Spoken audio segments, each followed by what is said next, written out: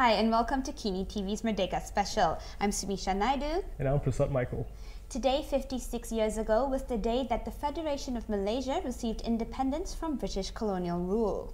It's usually a big day for Malaysians here and also for those overseas. This year was also the year that there have been a lot of controversies and a lot of ethnic tensions have been raised by certain incidents, including the release of a movie called Tanda Putera. But there's also the year we really banded together as Malaysians after the Lahad Datu incident in March. That's true. So we'll be taking a look at that incident today and also the movie that I mentioned. But first, let's have a look at Negaraku. Our communications minister, Shabri Cheek, has asked citizens to stand up and honour the national anthem as it's going to be played before every movie in cinemas across the nation. Have you had to stand up yourself? I've not had the chance to visit the cinemas yet, but if I heard the Negaraku, I would stand. Well, you're not alone. I went to a cinema to see if people would stand up, and I found that quite a lot of people are patriotic. Let's take a look. From August 28th to September 3rd, Malaysian moviegoers will be treated to 2 Merdeka-themed clips, as well as the national anthem before their movie begins. Cubalah untuk menerima, dan ini adalah sebagai satu penghormatan pada mereka yang sanggup berkorban untuk memberikan keamanan yang kita ada sekarang ni.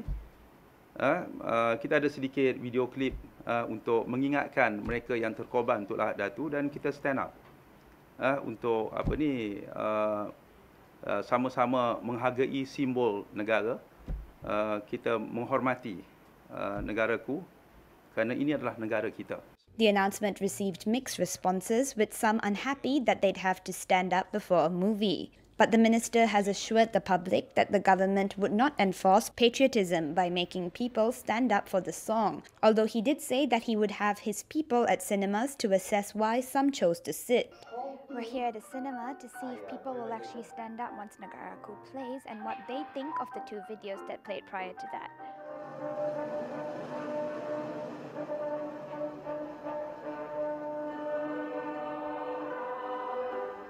Almost everyone in this cinema stood up, although having a camera filming them could have had something to do with it.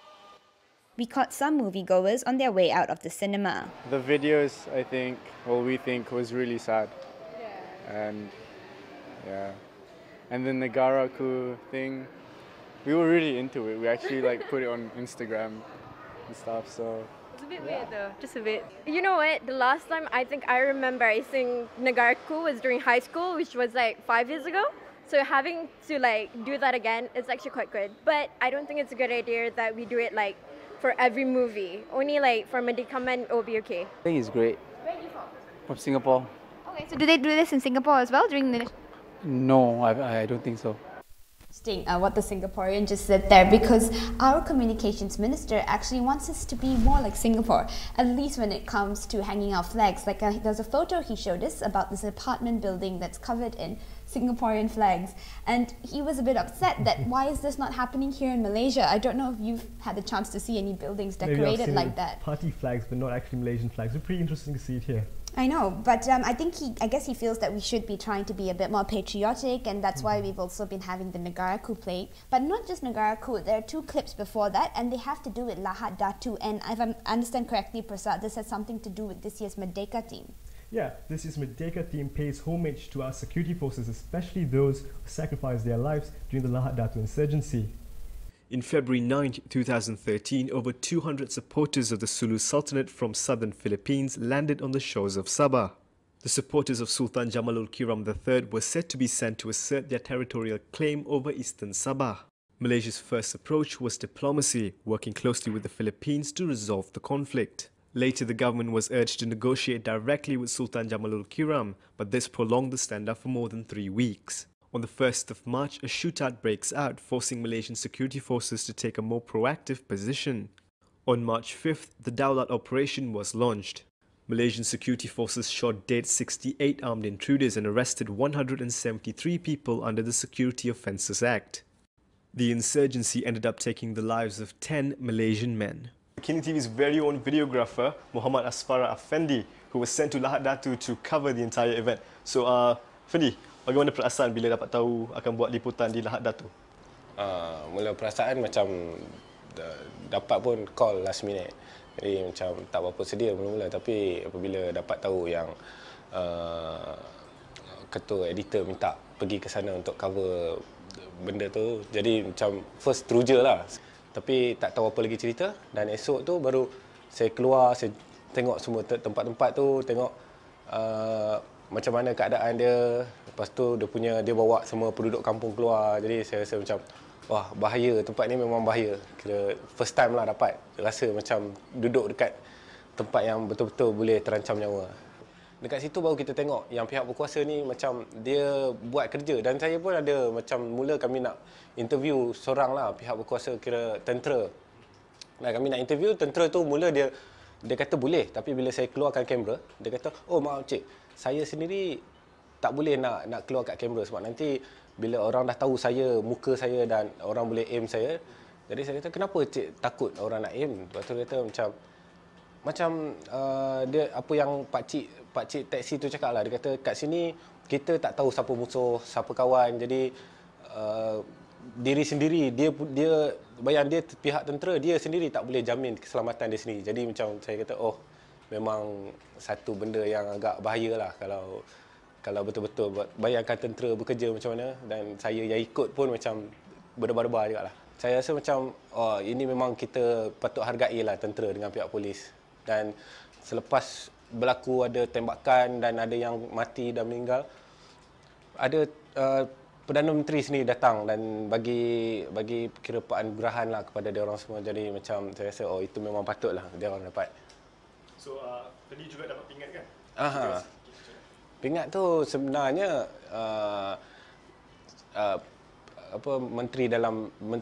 Menteri Dalam Negeri ada bagi tahu yang dia akan beri satu pingat untuk semua yang hadir kat situ. Kira macam boleh dia dijadikan satu penghargaan. So macam mula-mula ingat pingat tu macam main-main lah. Macam ini mungkin sekadar untuk bagi rasa macam seronok. Tapi bila dapat sendiri surat datang ke office, surat beritahu anda layak terima pingat kedaulatan negara. So macam macam satu penghargaan daripada kerajaan dan beri saya sendiri pingat. Dan lagi satu, dengan terpilih daripada Malaysia Kini 3 orang terpilih, rasa macam kerajaan dah boleh terima portal-portal seperti Malaysia Kini, Malaysia Insider. So macam itu memang kira inisiatif kerajaan untuk rapat dengan portal-portal yang lain lah.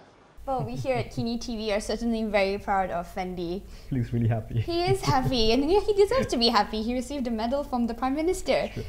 Well, let's go on to something that's made people a bit unhappy, and that's Tanda Putera. It's a movie that depicts the events of the racial riots of May 13, but it's been really controversial, to the point that the Penang government has advised cinemas not to play the movie, but from what I understand, they're going ahead and doing it anyway. But what do you think about that? Do you really think it's in the spirit of Merdeka to ask the cinema not to screen a movie? I think it's just a movie, so I think it should be played. Why not? Well, you know, in this country we do have a history of certain movies not being allowed to be played, but I think it took people by surprise that an opposition government would be suggesting that something not go to air. But you know, despite all the fuss, I thought, why not go and check out the movie for myself? So that's what I did, and here's the report. This is a democratic country, and we are now in emergency. One of the most controversial movies made in Malaysia has finally hit local cinemas. Shuhaimi Baba's Tanda Putera was postponed 3 times, believed to be because of the movie's controversial depiction of the historic racial riots of May 13, 1969. Opposition party DAP has strongly opposed the government-funded movie, saying it inaccurately portrays the events that led to a state of emergency being declared in Malaysia, to the point that the Penang government has advised cinemas not to screen it. Now, this is one movie that's had a lot of reviews even before it came out in cinemas. So now that it's actually out, we thought we'd check it out for ourselves and see what you thought. The almost 2-hour movie focused mainly on former Prime Minister Tun Abdul Razak and his deputy Tun Dr. Ismail, but the opening sequences and the supporting storyline highlighted the ethnic tensions of 1969. While the film may have captured the gruesomeness of the violence that took place during that period, some may not be happy with the way the film rushed through how the tensions began, or its portrayal of communists as cold-blooded terrorists. The much publicised scene of a man urinating on a flagpole at the Selangor Menteri Besar's residence may also spark protest, as Tanda Putera's Facebook page suggested this was DAP Supremo Lim Kit Siang. Kit Siang, however, has denied he ever did this, and in the movie, there's no mention of his name. The afternoon screening of Tanda Putera that Kini went to was only attended by about 15 people, most of whom had come together in one group, but we managed to get some of their views. I thought it was some scenes in the movie will be kind of dangerous if some people went in without an idea of what certain things are. For example, the portrayal of the Chinese in this movie, I think, was quite negative. And I think that if people went in without knowing the actual history, it would be quite dangerous, especially if everybody started believing literally everything that was portrayed on screen. Did try to portray the Chinese and Malay harmony, and they can actually live well together with what's the guy's name, the Alan and the Malay friends. And yeah, like you said, there's the Chinese killing the Chinese as well, so it's not so much of just the Chinese versus the Malay. So it's not very descriptive in terms of the historical facts. Yeah. But not everyone shares their opinions. On social media, some defended the movie's accuracy. One man Malaysia Kini interviewed also described the film as one based on historical facts that can't be changed, though the movie's producer has admitted to taking artistic liberties. Tanda Putera is currently screening in cinemas nationwide. Sumisha Naidu, KiniTV. So Sumisha, you actually watched the movie. Tell us a bit about it. Well, if we're talking about it as a movie, I found it was alright. There were some scenes that really confused me, but there were some really heart-wrenching scenes, emotional scenes of when the Prime Minister was dying and that sort of thing. But I think if we are viewing this as a historical depiction, it can be very confusing because you do not know. I was lost for a lot of it. I didn't know who was who, and it does rush through some of the, it rushes through an event that was considered so important to Malaysia's history. So I can see how some people might find it problematic. I went to the movie with two of our colleagues, Fendi, who is Malay, and Elaine Tew, who is Chinese. Okay. And I think they spoke to you about this? They have, and we have a recording of that. Let's watch it now. Pada pendapat saya sendirilah, saya macam cerita tu dikatakan macam Melayu tak suka Cina. Jadi Melayu benci Cina dulu punya perasaan lah, Cina ni jahat, nak ambil negara Malaysia, nak halau. Dan dia ada dialog dekat dalam tu, dia kata Melayu pergi kampung, ini Kuala Lumpur Cina punya. Di situ kita dah nampak kita nampak apa racism antara kaum. So cuma saya tak terpengaruh lah apa yang diceritakan dalam tu. Cuma apa nak dikatakan yang kaum Cina ni pada masa tu dia tak boleh terima kaum lain. Itulah. Itu yang ditunjukkan dalam filem tu. Alright, to be fair, this movie not only talk about May 13, but it did talk about Tun Razak, his family, his friendship, and so on. But after I watched this movie, frankly, I think it did make me feel that a bit seditious, provocative. Yeah. For example, some scene that show Chinese kill Chinese ask non-Chinese to leave a cinema, and then they just kill Malays and Indians. And then there's also the part show some Chinese pee in front of Dato' Harun's house. Yeah, I think it's kind of seditious, seriously. Yeah. And also the Chinese come up, protest, and then they show banner and ask those Malay to leave, say that I don't want Malay, I don't like Malay, Malay go to die. Yeah, I think it's not good. I'm not comfortable with those scenes, seriously. So as a Malaysian, would you recommend this movie to other Malaysians? Well, I think it's okay. When I watched this movie, I watched together with Fendi and also Sumisha. As you can see, he's a Malay, I'm a Chinese, and Sumisha is an Indian. And we go watch Tanda Putera together, which this movie is so-called controversial. But after we come out from cinema, we talk about this movie. Yeah, even though we are different races, and he has his own view. He thinks it's okay, not so seditious. I think it's seditious, but Sumisha say kind of confused, you know, confused. I'm not sure which part is true, which part is not. But I think when we can express our view, different view, openly without hurt feelings, I think it's good. I think it's show. Yeah, I think it show that even though we are different races, but we can talk about it. It is, and also, criticism was not only about the content and it was controversial and all that, but also the way it was produced. There's some pretty obvious gaffes being made, and netizens have started pointing it out. Let's look at the first picture. Let's see if you can guess what's wrong with it. It's a car. Bear in mind, it's taking place in 1969. There's a road text there which shouldn't be there.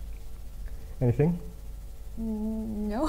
Very modern houses, and you can also point out that there's an aircon compressor in the background. So in the 60s, it wouldn't really have a place there. I don't think so. Okay. Well, but if I understand correctly, the movie's producers, or the Facebook page at least, has clarified that these shots were taken before post-production. So we don't really know if in the movie those scenes were altered to be more realistic. I can't personally remember if it was true to fact or not. Let's look at another picture. If you can look at what they're wearing, you can see that the clothing is rather modern. Okay. And check out the shoes. You don't get Nikes that. It's true. Let's take one last one. And this is one of the most viral photographs. And this is, I think, the most obvious. For this one? Proton Hats didn't start making cars back then, did they? I don't think so. Alright, okay. Well, you know, so we'll see whether those shots, I mean, I can't remember, but you know, the next person who goes and watches the movie, they might see those scenes, or it might be edited out. Yeah. Alright, well, now here in Peninsular Malaysia, many of us are happy to celebrate August 31st as Merdeka. But over in Sabah and Sarawak, not everyone agrees that August 31st should be Independence Day. Sure. In fact, some feel that September 16th should be National Day because it was in September 16th, 1963 that Sabah and Sarawak joined Malaysia. Now, we even had a few of our Facebook followers leave messages about this. I'll just read out one. Okay. Luntau Sintan Angkapon says, I simply cannot find any reason to celebrate a 56th Merdeka when Merdeka came our way on August 31st, 1963 for Sabah. A good 6 years later, telling people to make believe a historical fact is distortion. I spoke to Penampang MP Darell Leiking, who also had some views about this. And here's what he had to say. They said 56 years of Merdeka, which I totally disagree. It is 50 years of the formation of Malaysia that we should celebrate and highlight the most. Why is that? Because there was no Malaysia 56 years ago. There was only Malaya, Tanah Malaya. Malaysia only came about on 16 September 1963. So how could we celebrate something that is not ours? How could we have any sense of belonging in Malaysia when this simple historical fact has been sidelined? Do you know that not until 2008, nobody bothered about September 16, 1963? In fact, the Selangor state government was the first to declare it as a state holiday, or at least to recognize it as a national celebration. Subsequently, Prime Minister Najib followed.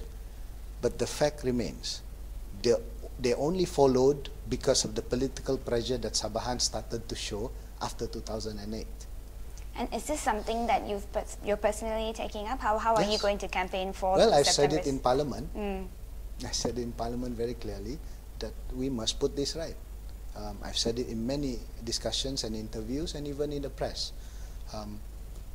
We cannot sideline or deny and just please Sabahans and Sarawakians by saying, yeah, we celebrate 50 years.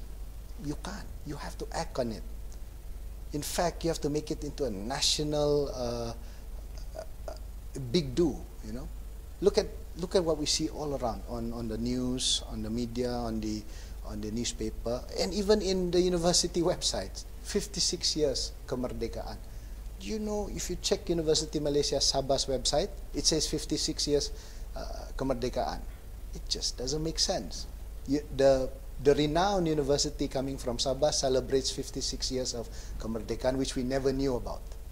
We were never part of at all. So what would you suggest that be done? So would 31st August be disregarded as a Well, what's there's your been so many suggestion? arguments about that. Just for historical facts also, Sabah was given independence by the British on the 31st of August 1963. So we only formed Malaysia on 16 September 1963. Now, if you want to consolidate this celebration of 31st August 31st August, whatever year, but 31st of August, it can also be 56 years. Right. Because Sabah is 50 years. So I would propose this. Make September 16, 1963 in this case, that actual National Day. I have no problem. I know I'm going to get a lot of attacks on that, but I believe in that because that is a historical fact where we cannot deny. All right, well, as you can see, there are clearly some in Sabah and Sarawak who feel that Merdeka shouldn't be celebrated, on August 31st. And it is an interesting discussion, and I think it's one that I guess we need to have. But I think despite those differences, there's one thing we can all agree on, which is that we're Malaysian and Malaysia is our home.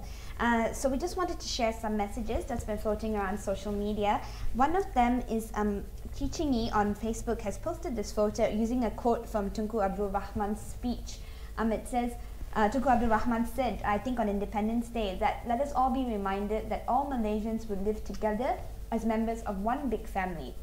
Tunku Abdul Rahman. So it's a nice thing to remember and bear in mind. Yeah, and while Radzi Neri had this message, aku anak merdeka di hati semangat wajah, di dada penuh satria, tua akan membela untuk ku balut luka lama.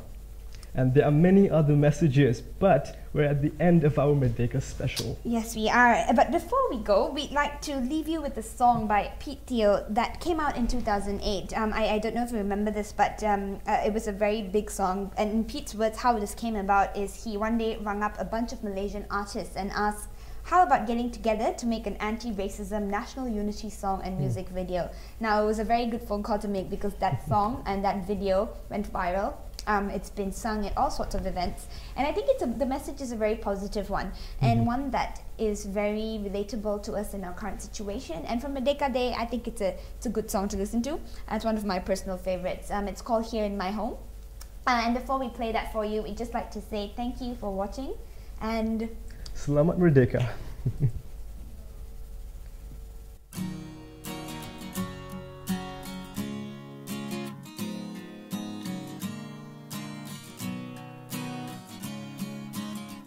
Hold on, brother, hold on. The road is long, we're on stony ground.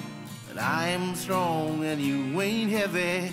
Oh, there's a misspoken truth that lies. Colors don't bind, oh no. What do they know? They speak falsely. Here in my home, I'll tell you what it's all about. There's just one hope here in my heart. One love undivided, that's what it's all about. Please won't you fall in one by one with me. Just falling with me. Oh, falling with me. Push back, sister, won't you push back?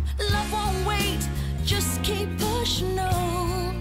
Yeah, I'm strong, you ain't heavy. Oh, don't you worry about that. What we have, the shadows can't deny. Don't you know it's now or never? Here in my home, I tell you what it's all about.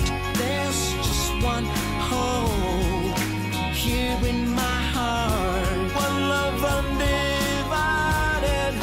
and that's what it's all about. Please won't you fall in one by one.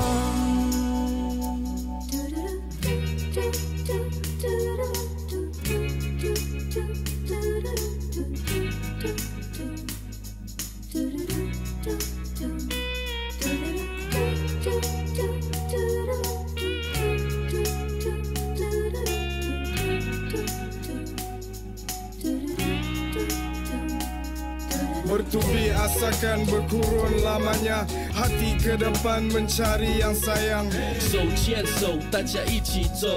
我代表华人开口，未来就没有溜走。